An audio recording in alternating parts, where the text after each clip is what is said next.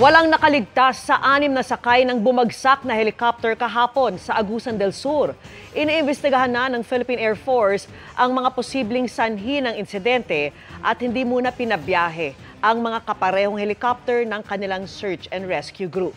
Nakatutok si Chino Gaston. Halos naabo ang Super Huey helicopter na ito ng Philippine Air Force dahil sa tindi ng pinsala ng pagbagsak nito kahapon sa kabundukan ng Loreto, Agusan del Sur. Pilot error, kondisyon ng helicopter o masamang panahon ang mga posibilidad na iniimbestigahan ng investigation team ng Air Force. Anila, bago magtanghali kahapon nang lumipad mula Davao City patungong Butuan ang helicopter. Kasabay nito ang 2 Black Hawk at isang Bell helicopter para sana pag-aralan ang pinsalang dulot ng Bagyong Tino. They took off from Davao going to Butuan, and ito po, kasama po nila ay 3 other aircraft. While they were on their way to Butuan, nag-lose po ng communication with the Super Huey, which prompted po yung other aircraft na hanapin po sila. Walang nakaligtas sa 6 na sakay ng helicopter, may ranggong kapitan ang pinaka-senior sa kanila. Nakuha na ang kanilang mga labi pero hindi pa sila pinapangalanan alinsunod sa hiling ng kanilang mga pamilya. Sumasailalim pa rin sa forensics ang mga sunog na labi para matukoy kung sino mismo ang bawat isa bago iuwi sa kanilang bayan.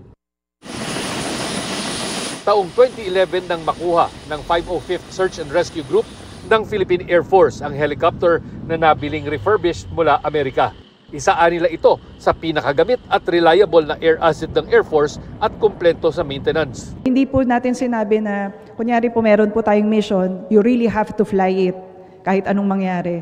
We take the safety of our air crew very seriously, and we allow the flights basta maayos lang po yung parameters, which is the wind condition is okay, and the aircraft is also fully mission capable. Pero habang gumugulong ang investigasyon, grounded muna ang ibang Huey helicopter ng Search and Rescue Group ng Air Force. Ayon kay Defense Secretary Gilberto Teodoro Jr., napapanahon ng i-upgrade ang mga search and rescue assets ng gobyerno para hindi palaging aircraft ng Air Force ang ginagamit para tingnan lang ang mga nasalantang bayan mula himpapawid. Pag kailangan natin ng actual inspection ng sites or actual people-to-people, hindi pwede ang drones. Pero merong ginagawa ang ating mga helicopter ngayon na pwede gawin ng drones.